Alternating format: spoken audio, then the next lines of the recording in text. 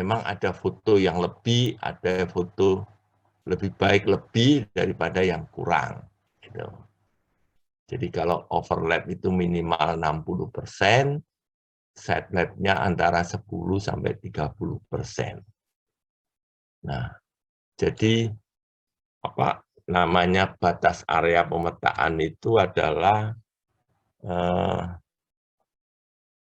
AUI istilahnya, area of interest. Jadi kita sebutnya sebagai area of interest di sini.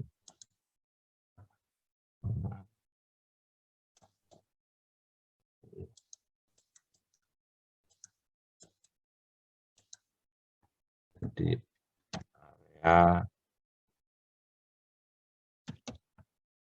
of interest.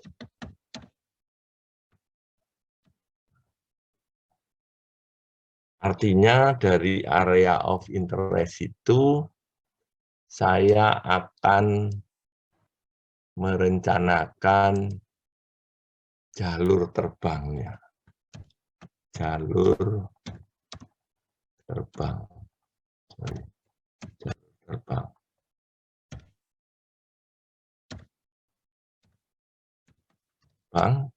Ya, dengan memperhatikan apa yang disebut dengan overlap, ya, overlap dan side lap. Ya, kalau overlap itu yang ke depannya, kalau dari berapa jalur itu nanti jalur 1 dan jalur 2 muncul side lap di sana. Nah, dari sini saya bisa menghitung apa yang disebut dengan luas area efektif. Luas area efektif.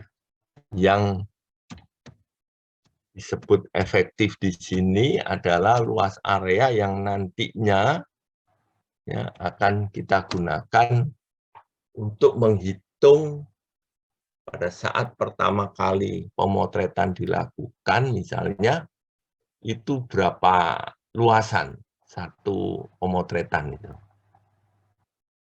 Nah, itu tergantung pada apa yang disebut dengan ukuran dari kamera yang kita gunakan. Ya, misalnya kamera itu memiliki ukuran, misalnya kita gunakan kamera yang kamera udara yang formatnya kecil gitu misalnya.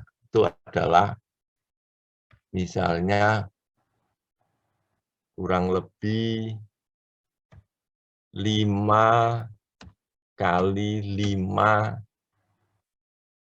cm ukurannya. Dan ini formatnya digital. Ya, kameranya kamera digital. Nah, kita gunakan 5 kali 5 ya, kamera udaranya. Sehingga kalau saya definisikan tadi overlap itu misalnya 60% dan side lab-nya 20%, maka interest of area itu adalah sama dengan kita hitung, yaitu ukuran atau format dari kameranya, yaitu format kamera ada yang lebar, ada yang panjang. Kalau di sini lebar panjangnya sama ya. Berarti kalau yang memanjang itu yang kita anukan sama aja ya. Jadi ini panjang dari kameranya ya dikurangi kan ada overlap-nya 60%. Berarti dikurangi overlap kurangi misalnya 60% jadi 0,6 ya. 60% itu ya, ya panjang kameranya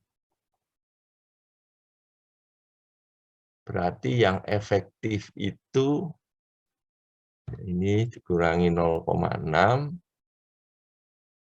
dikurangi 0,6 ya. Kemudian dikalikan dengan panjang, kalau satunya lagi bentuk lebar, lebarnya dikurangi lebar dari kameranya ya. Sorry, panjang kamera itu ya dihitung 1, lebar kamera juga dihitung 1, berarti ini dikurangi 0,2. Ya. Sorry, 0,2. Terus dikali ukuran dari filmnya, yaitu ukuran dari kamera digitalnya, yaitu 5 kali 5 cm. Berarti kalau itu sama dengan 0, taruh aja panjang kamera sama lebar kamera sama kan berarti ya.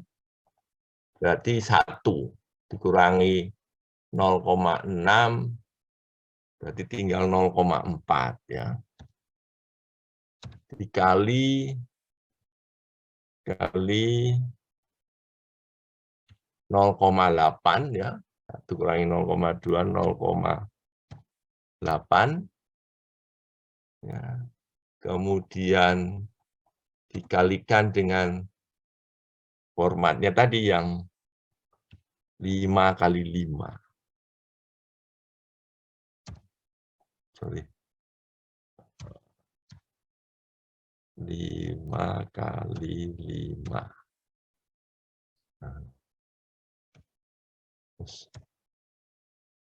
Tuh. Nah, berarti 04 kali 08, 032. Ya, 032 itu sama dengan 0,32 ya.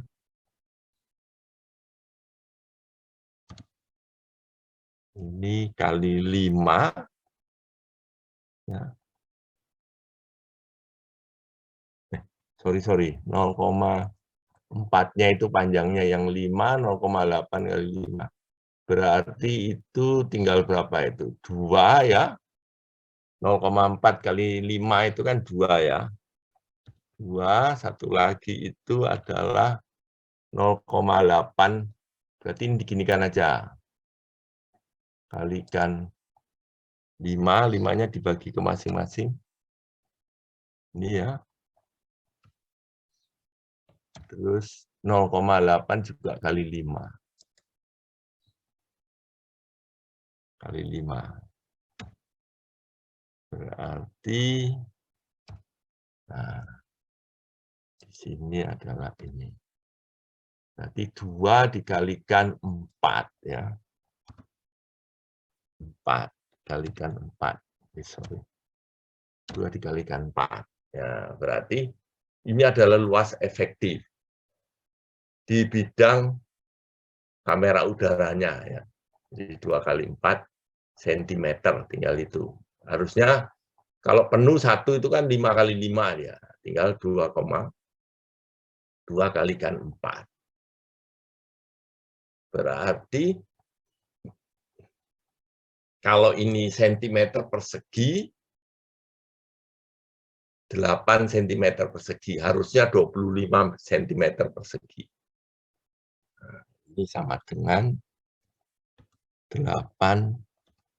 cm persegi.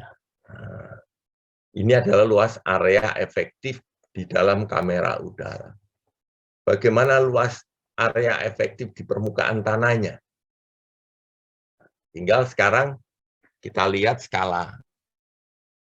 Kita tinggal lihat skala fotonya.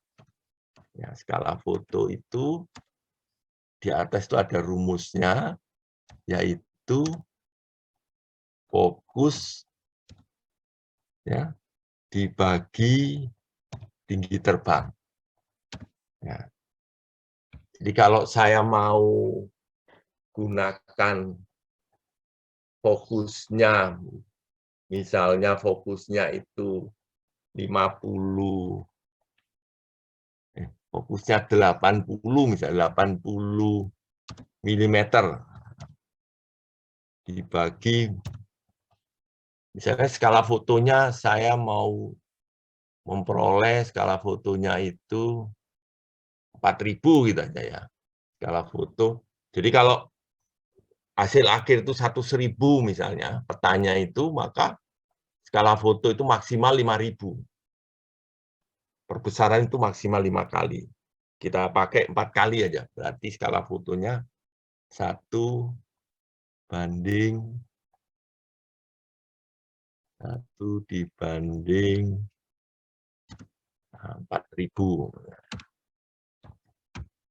Berarti nah, fokusnya sekian.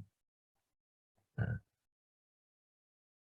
berapa ini tinggi terbangnya? Nah, tinggal kita rencanakan di sini tinggi terbangnya, berarti fokus dibagi H, ini sama dengan 1/1 dibanding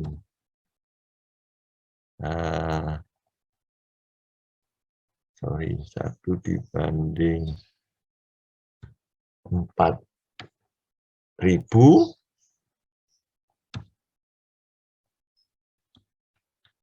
berarti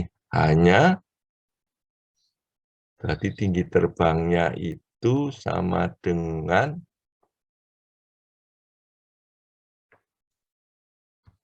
80 mm, ya 80 mm dikalikan 4.000 sama dengan 300 berapa itu? 320 ya, 320 meter. Nah, mili ini kan 4.000 jadi 4, sudah meter berarti 320 meter. Nah, ini skala foto untuk menentukan tinggi terbangnya. Nah, sekarang berapa luas area efektifnya? Berarti kan 1 dikalikan 4.000 semua. Dikalikan 4.000 berarti skala luas efektif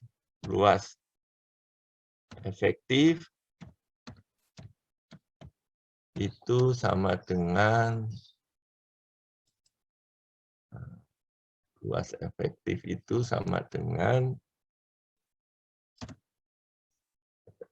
2 dikalikan 4.000,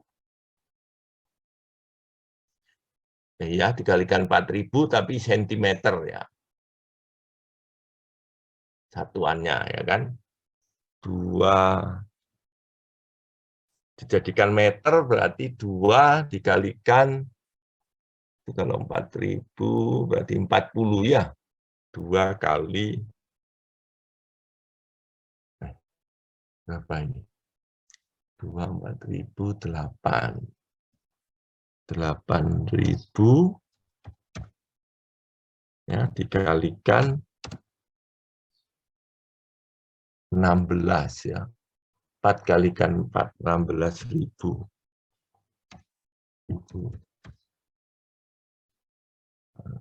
Ini satuannya sentimeter semuanya.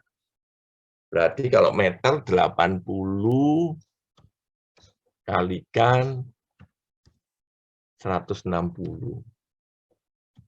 sorry, 160. Ini meter persegi satuan. Apa kalau 80 kalikan 8 itu 48, 8 bagi 4, 12. 128, ya, 128, 8 kali 16 itu tambah 02. Ini satuannya meter persegi.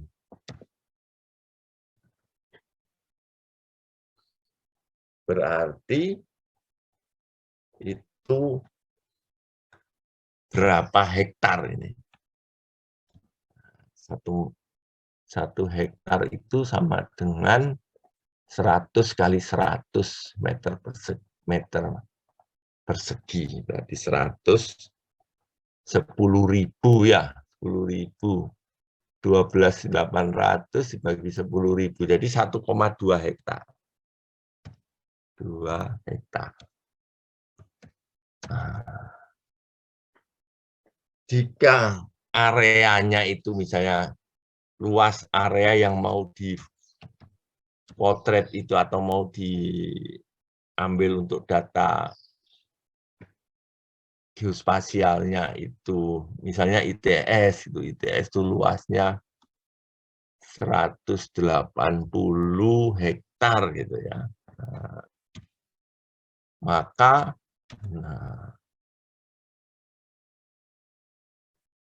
jumlah fotonya, saya bisa ngitung jumlah fotonya berapa ini.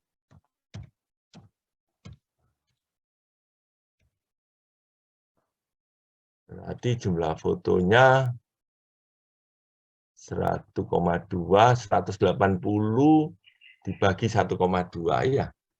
180 dibagi 1,2 sama dengan 36, berarti 100. Nah, ya, 180 dibagi 1,2 itu berapa itu? Satu kalkulatornya.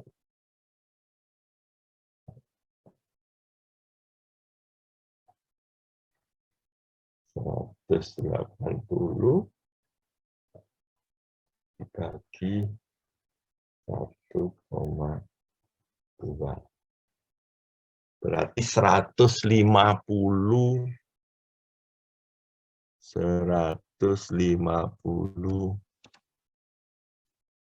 foto.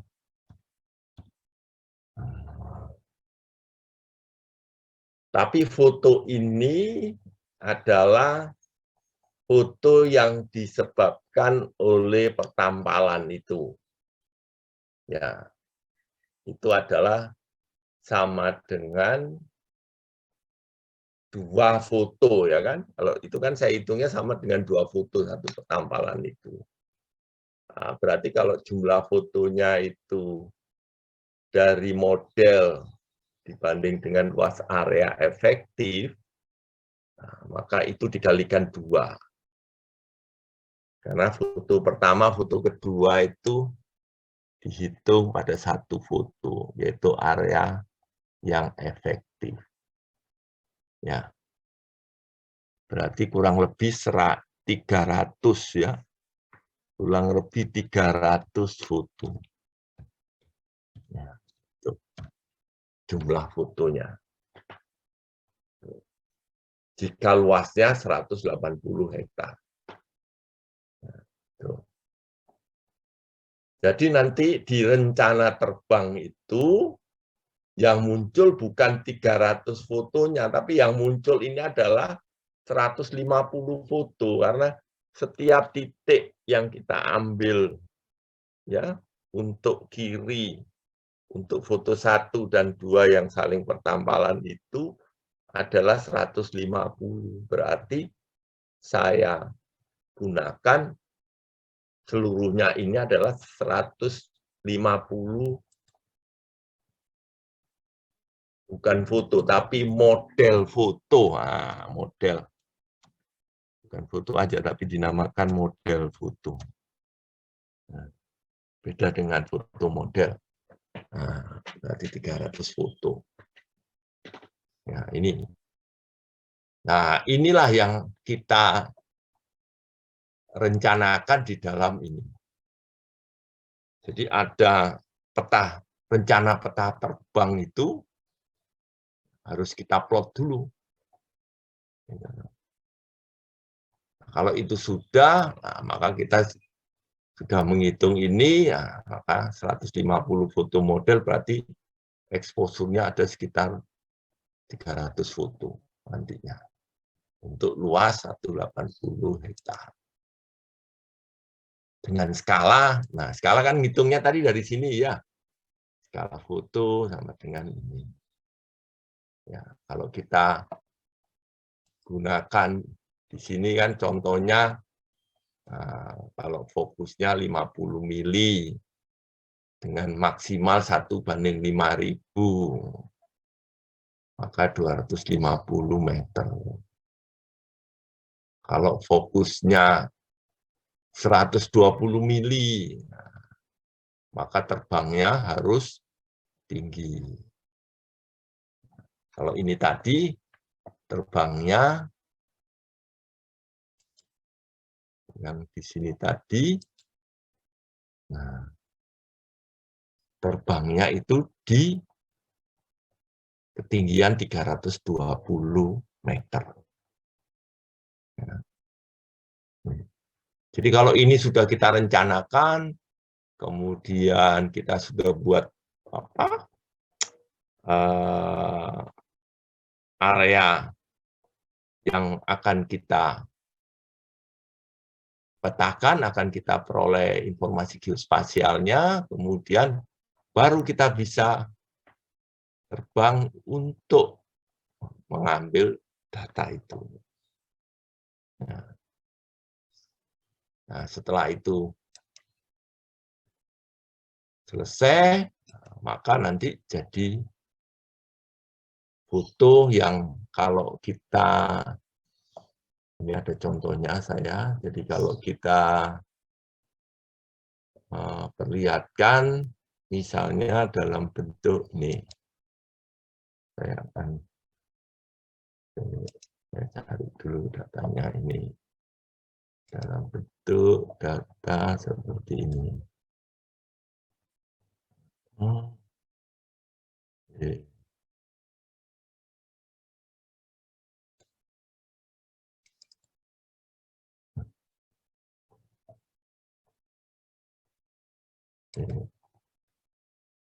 Cari dulu ya. Yang pernah saya lakukan di daerah ITS waktu itu. Tapi dengan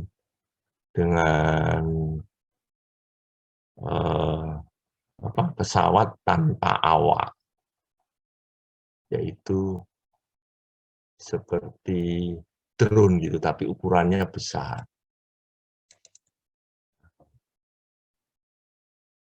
Misalnya saya ambil dua data ini, saya masukkan di sini dulu datanya.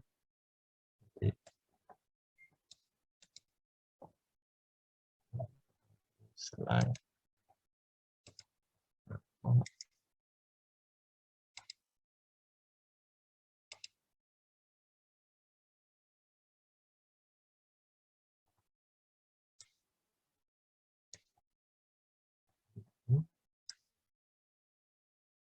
Ini, terus yang berikutnya itu ini.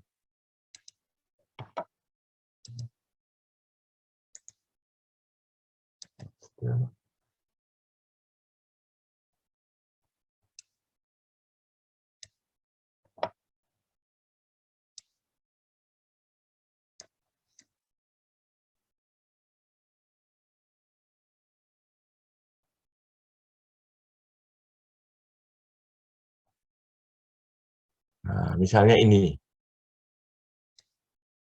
Nah, belum kelihatan di situ ya. Nah, oke, save dulu.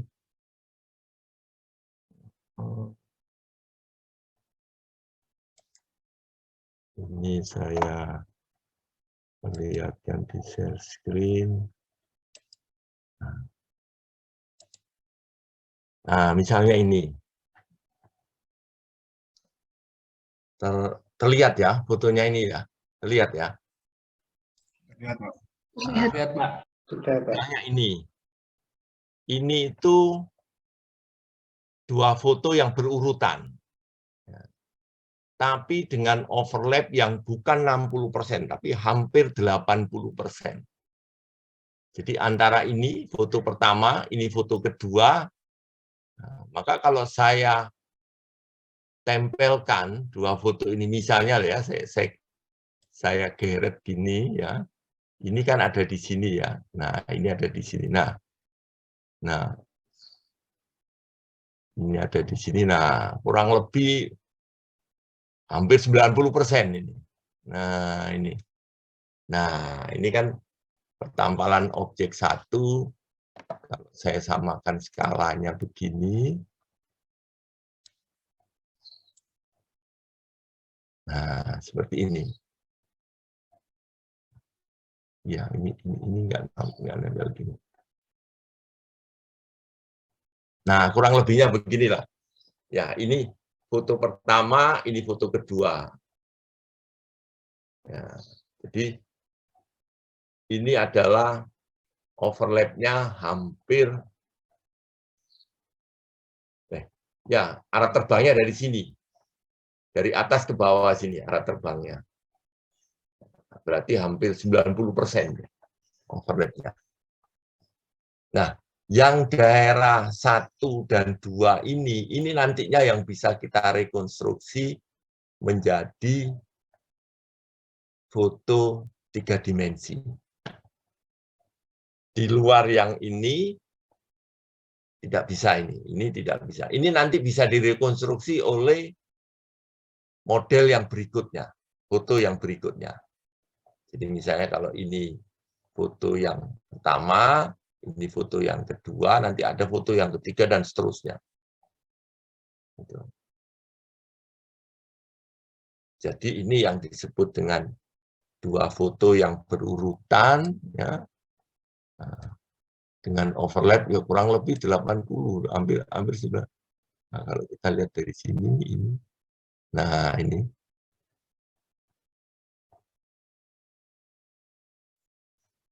Nah inilah, ya kurang lebih seginilah, 90%. Nih. Nah ini nanti dari semua jalur tadi, lajur tadi yang kiri, kemudian balik lagi ke kanan dan seterusnya, nanti kita lakukan mosaik. Sehingga seluruh area itu bisa terpetakan. Yaitu dengan menggabungkan per foto. Nah, sedangkan data fotonya bisa kita lihat di ininya, seperti minggu yang lalu saya jelaskan mengenai ukuran piksel itu kan, minggu yang lalu kita membahas ukuran piksel itu. Nah ini, kalau ini semua sudah selesai, kemudian kita mosaik, nanti kita lihat hasil mosaiknya seperti apa. Tapi harus menggunakan software. Ya, saya buka dulu software-nya.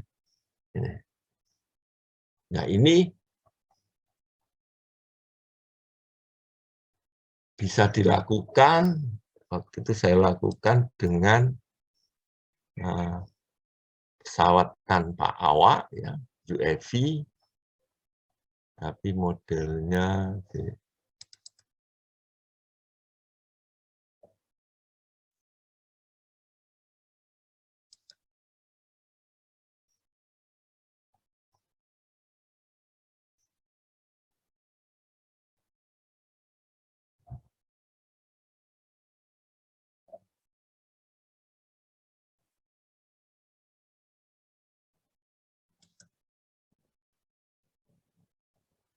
Jadi oh,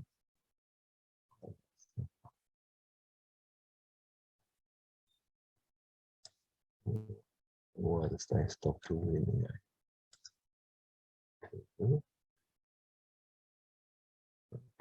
Saya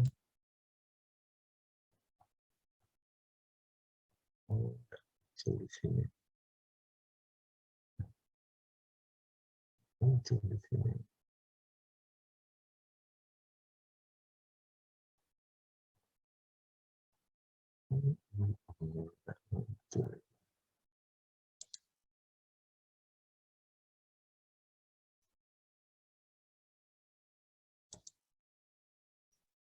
Oke, saya tunjukkan hasil mosaiknya aja, hasil mosaiknya aja. Hasil mosaiknya. Aduh, saya tutup dulu ini.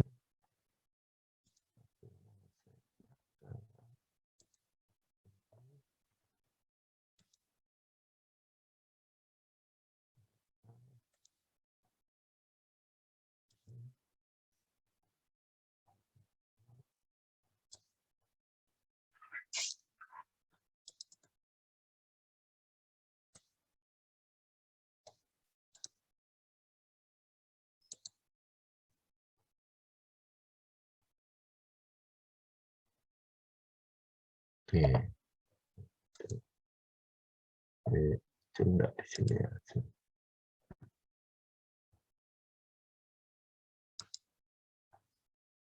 Saya tutup itu.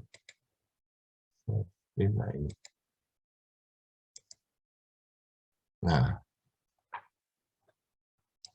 kelihatan ya? Ada gambar itu ya, kelihatan. Nah, ini adalah hasil mosaik. Waktu itu kurang lebih tidak sampai 100 hektar, ada kira-kira 60 hektar ini, wilayah ITS. Kira-kira 60 hektar wilayah ITS.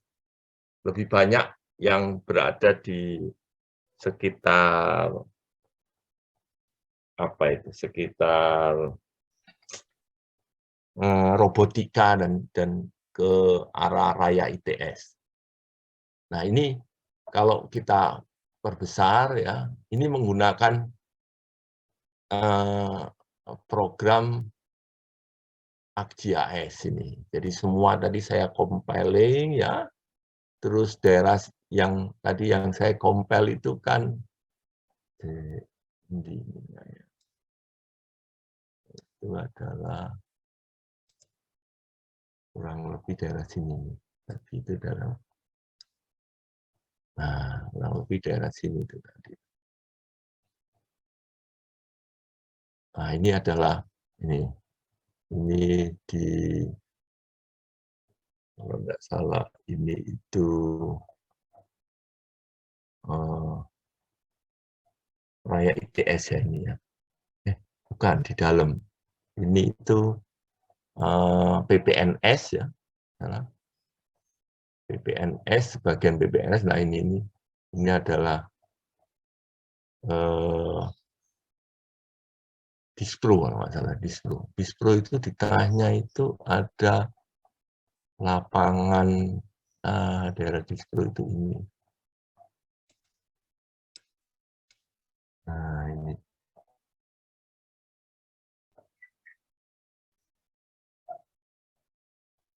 Nah desain itu ya. Ini. Jadi ini Dispro, kemudian ini jalan yang depan itu. Ya.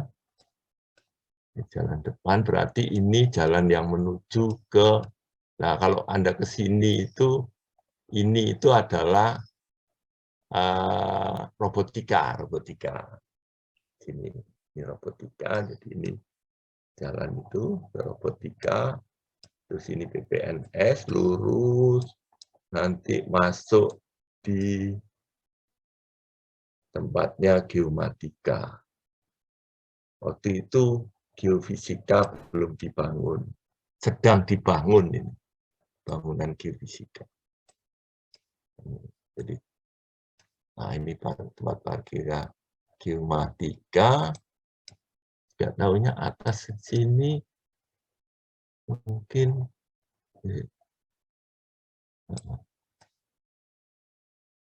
ya ini sekitar PPNS ini semua ini. Ya, itu. Jadi dengan menggunakan syarat yang seperti tadi itu, ya, kemudian kita layout, dijadikan satu mosaiking dengan menempelkan beberapa foto hasil pemotretan tadi, tapi juga jangan lupa bahwa ini juga harus punya georeference, seperti koordinat yang di bawah sebelah kanan itu, paling bawah sebelah kanan itu kalau saya gerakkan kursornya, dia akan bergerak, berubah nilainya. Nah, ini adalah koordinat nasional yang bergeoreference. Jadi harus mempunyai koordinat, tidak boleh menggunakan koordinat lokal. Nah, ini adalah salah satu jenis data geospasial tapi dalam format raster. Dan kalau kita bisa lihat berapa ukuran resolusi tanahnya atau resolusi ground resolution-nya, kita bisa lihat, nah ini atap ini masih bisa terlihat batasnya ini. Nah, ini atas atap di atas. Atau kita lihat genteng. Genteng juga masih terlihat dengan jelas susunannya. Ini genteng apa bukan? Oh, bukan ini. Yang genteng ini. Nah, ini. Nah, ini. Nah, ya, masih terlihat batas-batas gentengnya, itu masih terlihat. Kurang lebih ini itu hingga 10 sampai 20 cm gitulah. Ukuran di tanah masih bisa terlihat di sini. Itu namanya ground resolusinya. Dan kita bisa tahu mana jalan itu misalnya berpaving atau beraspal. Misalnya ini ya. Nah, ini salah ini jalan aspal ya. Nanti kita bisa tahu jalan yang berpaving. Nah, seperti ini kalau tidak salah ini paving ini ya, paving jalannya. Kita lihat apa? Sebelah kiri. Nah, ini ya, bentuk pavingnya masih terlihat. Nah,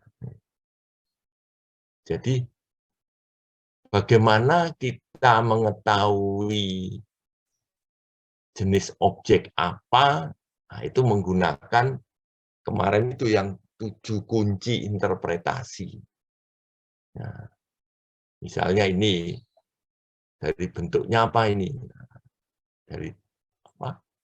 Bentuknya ini apa? Oh, ini lapangan. Lapangan apa? Bola, basket, atau apa? Jadi bentuknya kan tahu. Ini, oh ini lapangan futsal. Misalnya. Kemudian, nah, kemudian gedung. Gedung ini bisa kita lihat dari pattern-nya, ya, bentuknya, kemudian polanya juga. Ya. Kemudian dari warna, kita bisa tahu vegetasi, ya, hijau, sini warnanya. Terus kemudian dari shadow, bayangan. Nah, ini adalah pasti gedung yang minimal 2 lantai. Nah, di sini ada shadow-nya, ada bayangannya. Ini juga. Nah, ini ada bayangan. Kemudian, nah ini antara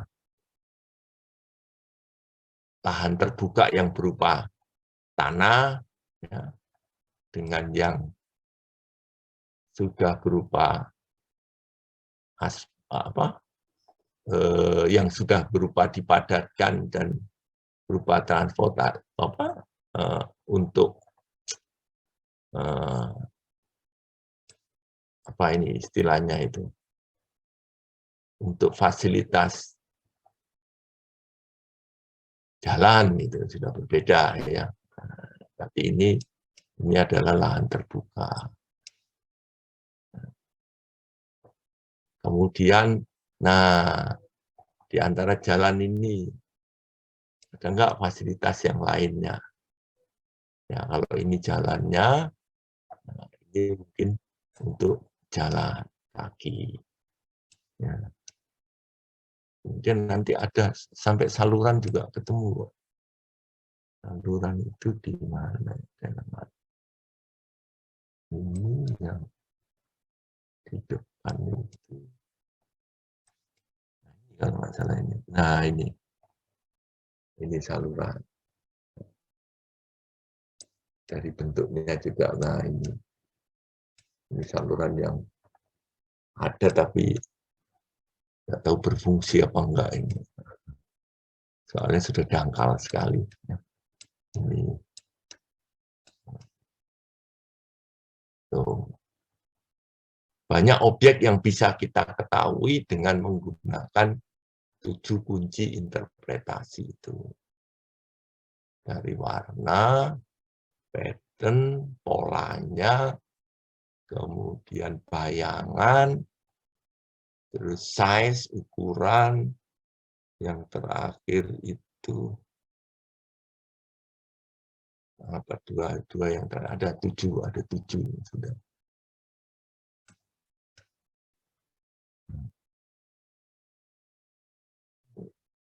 Jadi kalau sudah kita georeference seperti ini dan sudah kita betulkan skalanya, kita bisa tahu di sini. Ini adalah bilangan skalanya. Jadi kalau saya mau skala 1.000, gitu, gambarnya kayak apa? 1 banding, misalnya kita klik 1/1000 gitu ya. Nah, enter. Nah ini 1000. Bisa nggak sampai 500? Atau sudah pecah 500? Kita cek di sini 500.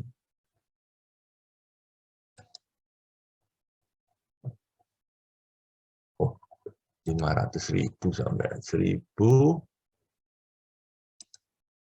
Ini 1000. Oh, kayaknya harus kita tulis kalau 500. Saya kita perbesar di sini. Maka terlihat di sini juga mengikuti skalanya ini, perbesaran ini. Ya, ini sampai 600. 600 juga detail masih bisa terlihat semua. Ketika dari 600 ya. Nah, ini yang dinamakan data atau informasi geospasial yang berformat raster. Nantinya bisa juga format raster itu diubah ke format vektor, garis atau garis.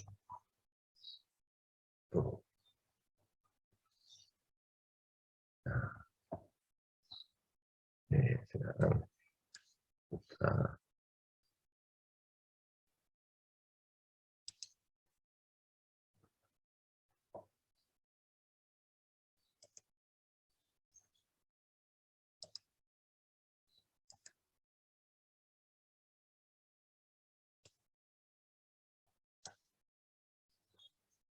Nah, kemudian dari sini, ya, ini yang pertampalan tadi, kemudian kita gabung dari berbagai foto yang selanjutnya tadi, maka di sana istilahnya kita melakukan mosaik foto, tapi mosaik fotonya memiliki kontrol sehingga bergeoreference. Itu yang bisa dilakukan dengan metode fotogrametri. Ya, dengan sumber utamanya berupa foto, kita mosaik nantinya, kemudian kita beri georeference, ya, maka kita dapatkan peta, tapi peta itu masih berformat raster. Kenapa harus dijadikan vektor? Karena kita tahu bahwa raster itu, jadi nanti ada proses dari R to V, yaitu dari format raster to vektor.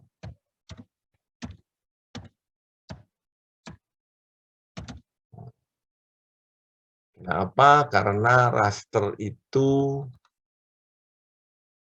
salah satu ketidaknyamanan raster itu dia membutuhkan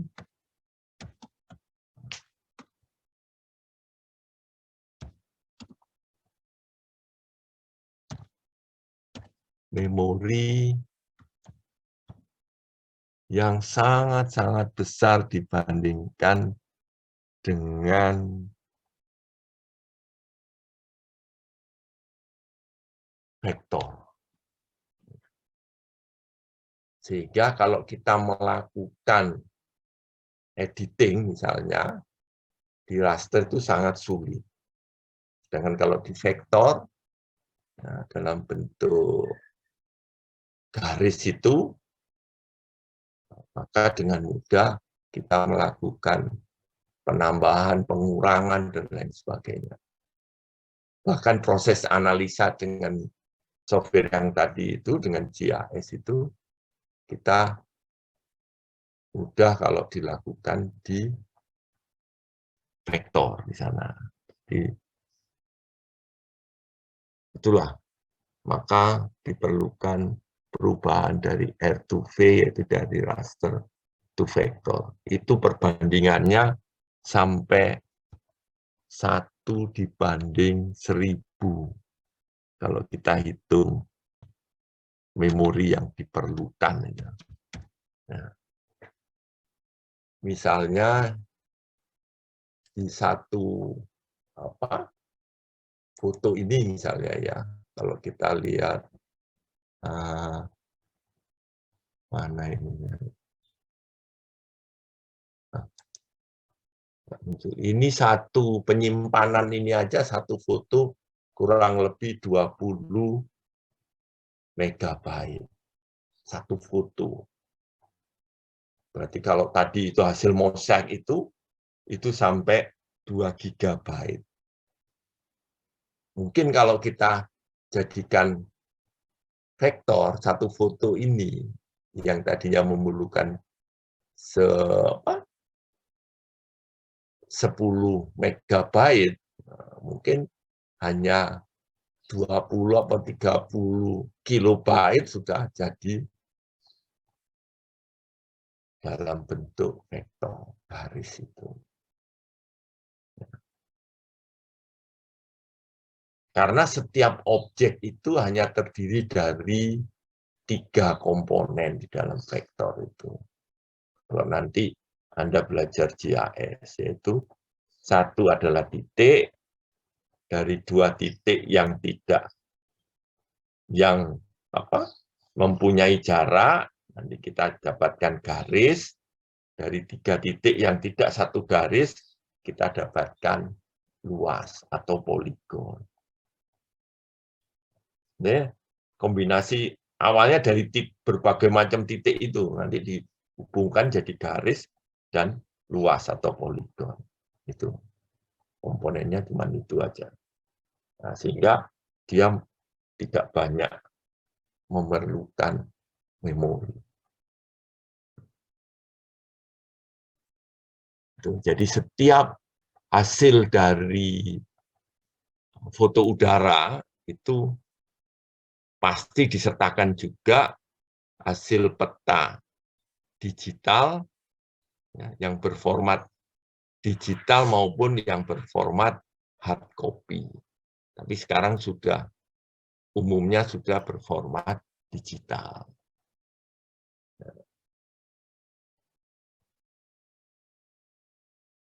Dan khususnya untuk fotogrametri ini hanya diperlukan ya, untuk pembuatan peta, jadi untuk data geospasial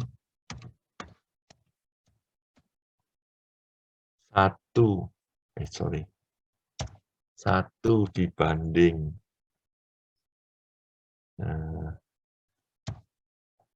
1000 atau 1 dibanding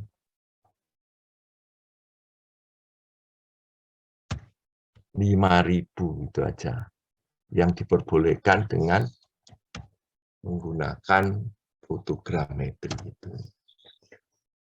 Dan ini yang dinamakan skala detil itu.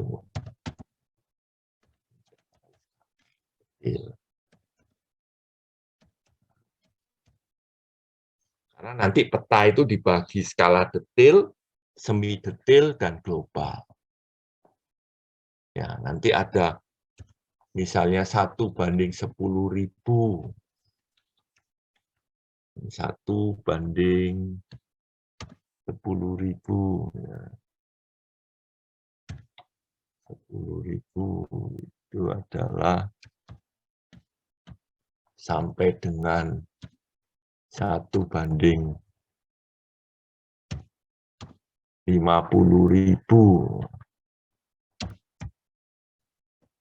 Maka ini yang disebut dengan skala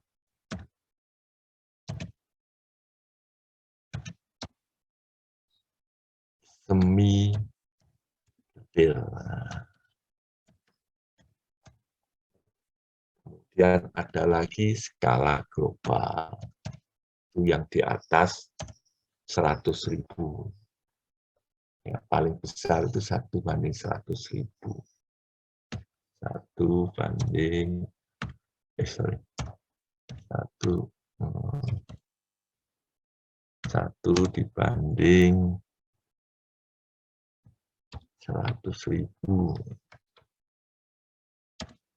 Nah, ini sudah skala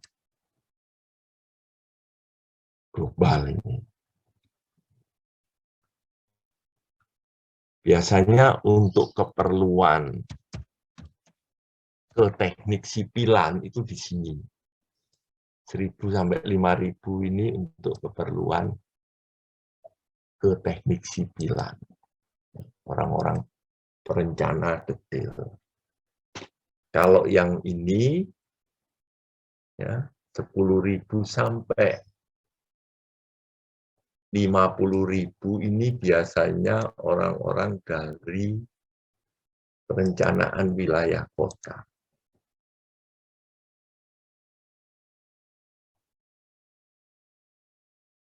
Kemudian 1:100.000 ini untuk perencanaan yang sifatnya nasional. Dan metodenya berbeda-beda. Kalau data geospasial ini pakai fotogrametri, kemudian yang ini itu dua-duanya ini semi detail dan global ini nanti akan saya jelaskan dengan menggunakan teknologi remote sensing atau penginderaan jauh.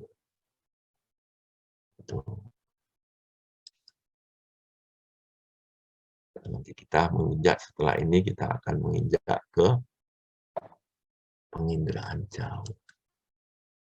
Oke. Ada yang mau bertanya?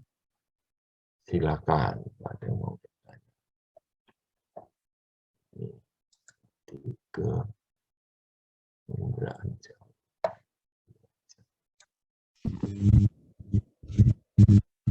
Silakan Dek, kalau mau tanya Dek.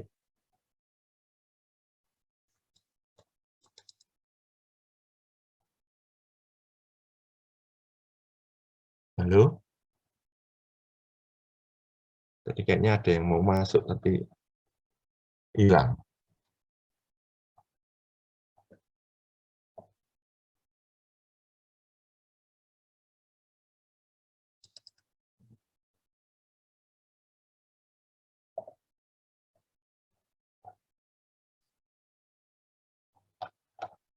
Halo?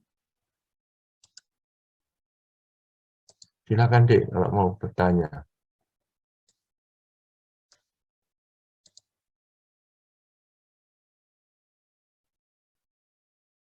Ada yang mau bertanya? Kalau enggak, saya lanjutkan ke yang berikutnya.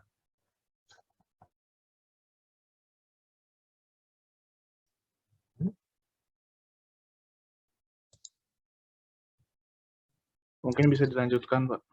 Oh, mungkin ya, lanjutkan ya, kalau gitu ya. Iya, Pak. Saya lanjutkan yang berikutnya dengan metode remote sensing atau penginderaan jauh. Bukan penginderaan jarak jauh, bukan penginderaan jauh. Terlihat ya PowerPoint saya ya. Lihat, Pak. Oke.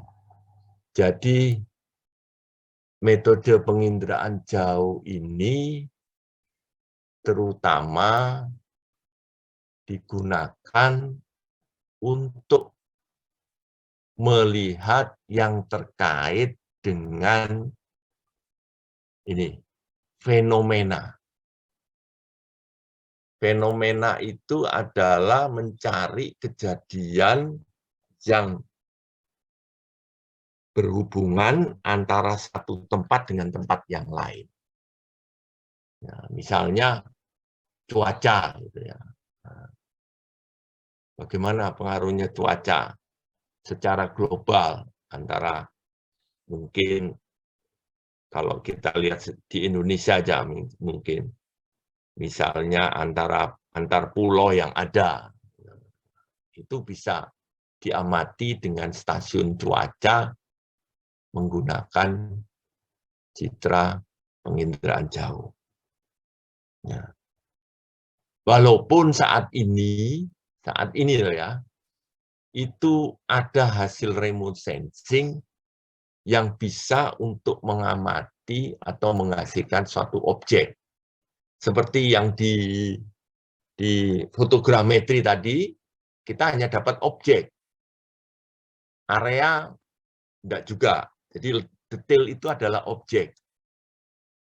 Nanti kalau yang semi detail itu area. Kalau yang global itu fenomena.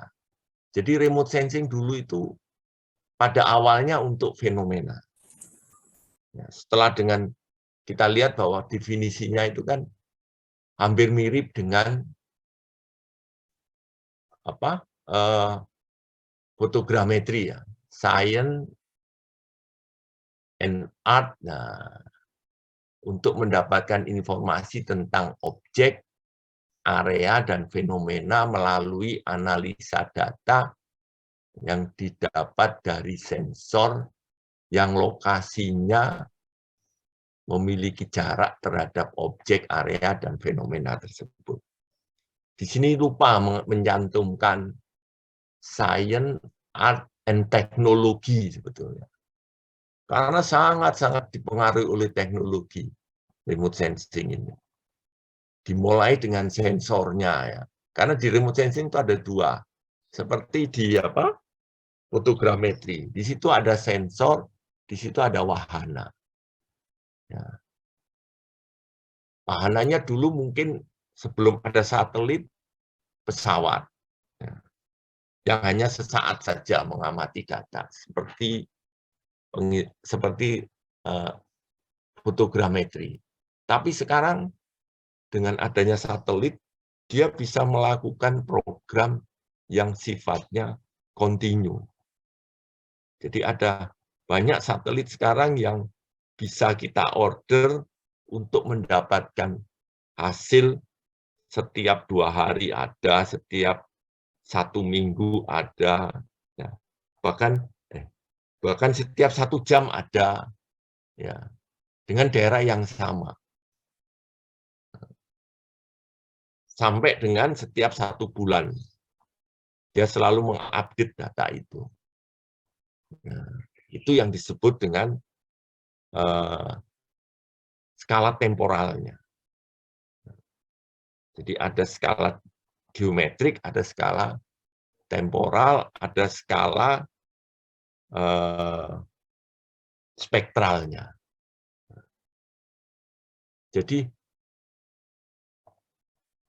dan jaraknya itu diawali dulu dengan 750 meter ya, dengan pesawat itu. Kemudian berkembang ada satelit itu minimal 700 km minimal satelitnya itu. Karena yang 750 itu sebelum ada satelit kita gunakan airborne. Airborne itu pesawat udara itu namanya airborne. Nah, kalau 700 km itu ada satelit yang dinamakan satelit sumber daya alam. Ada yang lebih tinggi lagi, 1100. Itu menggunakan orbital dari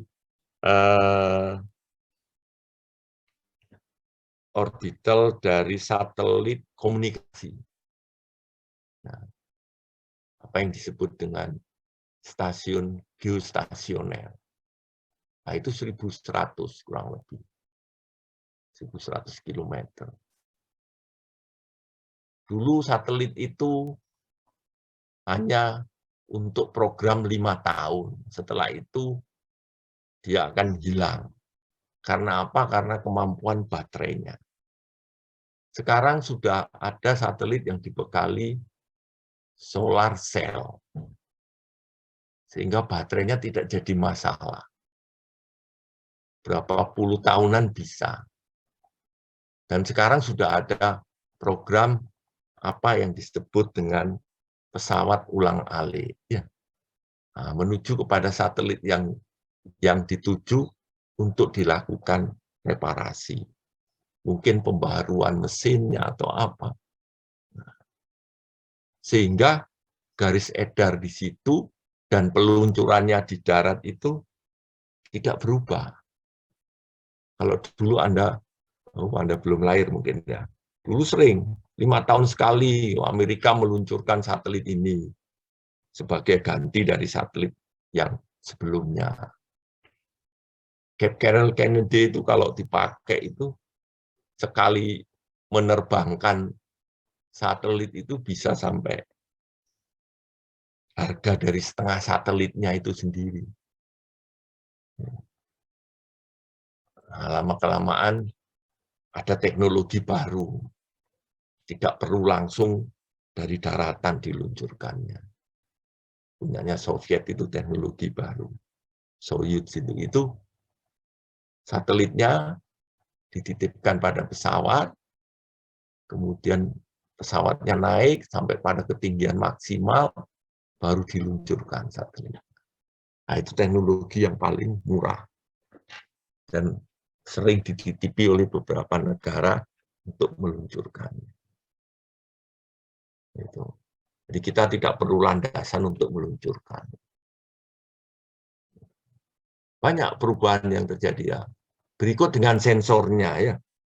Dulu itu sama dengan apa yang disebut dengan ukuran picture element atau pixel. Dulu itu diawali dengan satelit sumber daya alam itu awalnya 100 meter ukuran pikselnya. Sekarang sudah bisa sampai 5 meter. Sehingga ya, penggunaannya juga makin lebar. Sehingga ditentukanlah di sini penggunaannya itu untuk analisa yang didapat dengan jarak tertentu, yaitu dari objek, area, dan fenomena. Berarti saya bisa, dengan resolusi 5 meter, saya bisa dapatkan objek. Ya. dengan skala 1:10.000 sudah bisa. Area 25.000 apalagi area. Apalagi fenomena. Fenomena ini adalah contohnya adalah satelit cuaca. Itu resolusinya sampai 1x1 kilometer. Ya. Karena di jarak 1 kilometer itu mungkin cuaca itu belum berubah. Masih tetap. Prinsipnya seperti apa? Nah ini. Dulu pakai airborne ya, ini ya. Nah, sekarang diganti dengan satelit ini. Ya. Jadi ini adalah recording teknik and image construction-nya di sini. Nah, ini adalah yang saya bilang tadi resolusi selnya itu. Nah, ini baru pengambilan data. Dan dibantu juga, karena data tidak langsung, maka dibantu juga data site yang dimaksud di sini adalah ground truth collection. Apa benar yang warnanya A ini adalah pemukiman, apa benar yang warnanya B itu ini? Nah, kita cek satu-satu. Tidak semuanya, tapi mungkin hanya 10% dari seluruh informasi data yang ada di citra satelitnya. Sehingga ada ini yang dinamakan pre-processing, analysis. Nah, ini bisa dimasukkan dalam Geographic Information System. Kemudian report inilah yang nantinya masuk ke user. Seperti satelit cuaca itu cepat, mulai nerima proses. Karena apa? Karena satelitnya kirimkan data setiap setengah jam. Jadi prosesnya harus 10 menit, supaya 15 menit sudah sampai di usernya. Oh, sekarang jangan sampai bilang, tahu-tahu di lokasi A hujan deras, kemudian terjadi banjir. Nah, itu dulu. Sekarang sudah processing, pre-processing, dan processing ini harus cepat. Nah, sehingga ada pengumuman dari BMKG, besok malam akan terjadi hujan dengan intensitas tinggi daerah ini. Ditengarai nanti akan ada banjir misalnya. Itu sudah hal yang harus dipercepat lagi. Itu masih ditengarai. Nah, nanti suatu saat dia bisa menerangkan kalau di situ pasti akan terjadi banjir. Nah, itu lebih memiliki tingkat kepastian yang tinggi daripada ditengarai, sehingga BMKG itu banyak yang meluncurkan cuaca itu sifatnya adalah prakiraan cuaca. Sudah terus dikira-kira cuaca ya. Nanti kalau dulu ramalan cuaca, sekarang sudah agak maju, prakiraan cuaca. Dulu ramalan. Namanya ramalan itu kan bisa jadi bisa enggak ya. Jadi kalau prakiraan cuaca lumayanlah 60% terjadi. Dulu karena nggak ada data, ya kita ambil dengan data temperatur dan lain sebagainya, diperkirakan itu perakiraan cuaca. Nah, makanya ada dulu itu judulnya kalau di TV itu ramalan cuaca. Sekarang nggak perakiraan cuaca. Sudah agak maju karena proses di sini sudah dipercepat.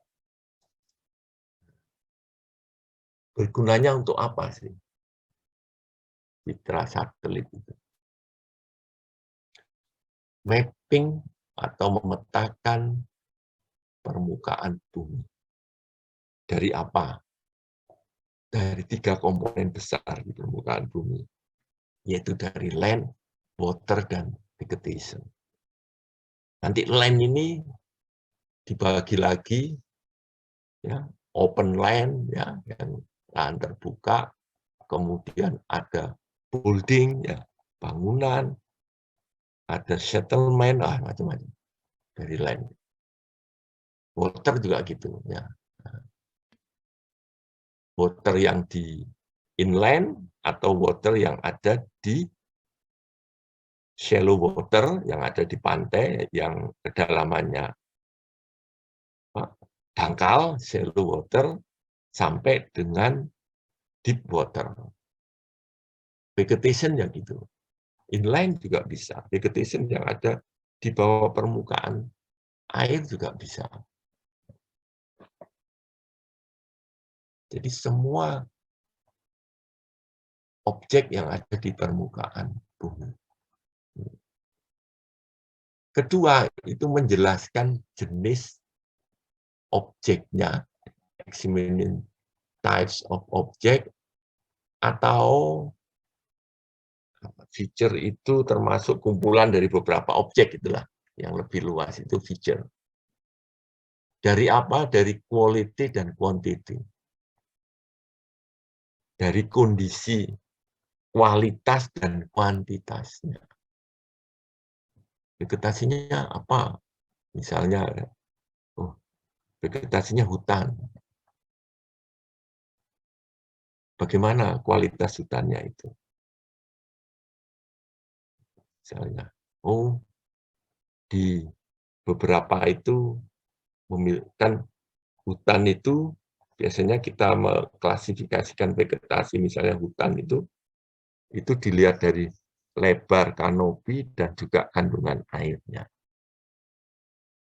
Kalau lebar kanopi itu nanti digunakan untuk apakah dia siap panen, ya, ditebang. Itu kalau kandungan airnya itu untuk melihat sehat dan tidaknya hutan itu. Jadi ada quality dan quantity. Kemudian juga distribusinya. Distribusinya atau objek dari kumpulan feature ini adalah objek, ya, sepanjang ruang dan waktu. Ruang itu menunjukkan location-nya, di mana space ini, dan waktunya kapan. Nah, sehingga dari sini saya bisa melakukan apa yang disebut dengan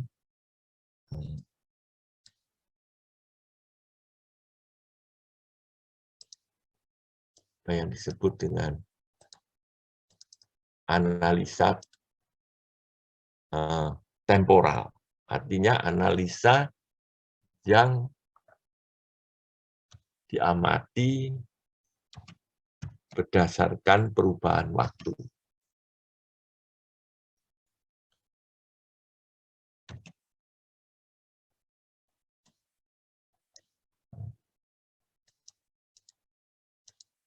Analisa temporal. Ini yang sering digunakan di dalam melihat ruang dan waktunya.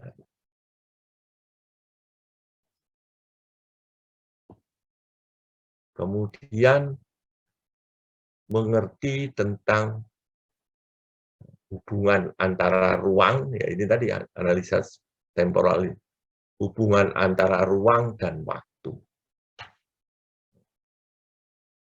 Contohnya, misalnya loh ya, kenapa hutan di Kalimantan itu pada saat musim hujan tidak terjadi kebakaran. Musim itu kan temporalnya, ya. Jadi kebakaran lokasi itu bisa kita cari spasialnya. Pada saat temporalnya diganti, pada saat musim kemarau, spasialnya kapan, apa yang terjadi? Ternyata menyebabkan kebakaran. Nah, itu kita harus meneliti apa penyebabnya. Kalau hanya bilang, misalnya, oh iya karena di situ lahan gambut, bagaimana sebarannya lahan gambutnya? Apakah merata atau ada yang di satu tempat ada lahan gambut, tempat lain tidak ada, dan lain sebagainya. Distribusinya kita pelajari. Sampai nanti mendapat kesimpulan bahwa potensi lahan gambut yang mana yang memiliki kecenderungan untuk terbakar. Pada musim ada temporal atau cuaca kemarau. Sehingga itu jangan sampai terjadi di setiap waktu gitu loh. Kalau itu terjadi di setiap waktu, sama aja kita bikin salah di lubang yang sama. Jadi kita bisa melakukan analisa-analisa di setiap ruang dan waktunya.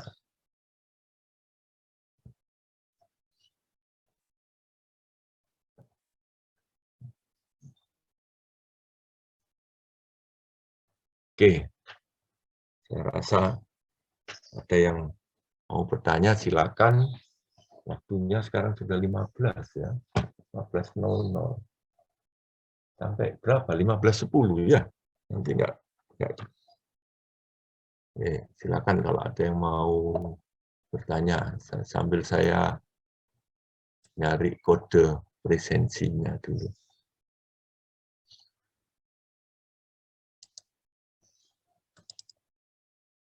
Oh.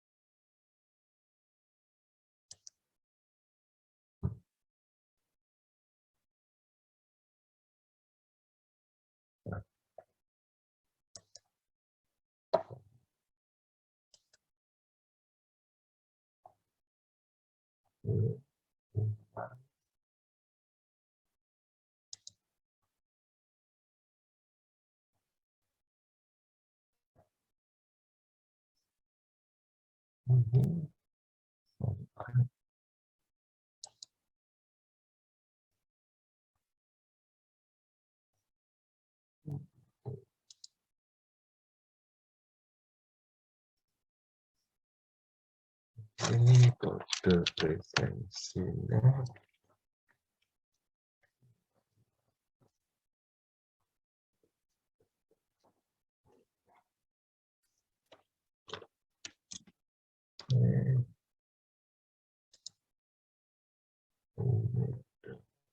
Ini catnya.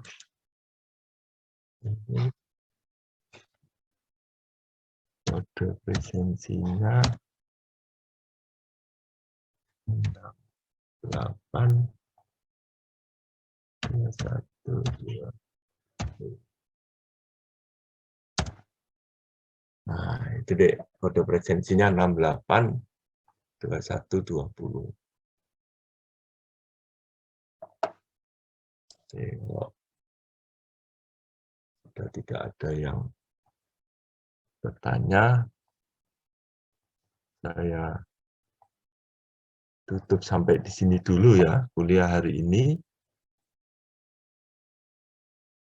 Jangan lupa kode presensinya ini 682120 ya.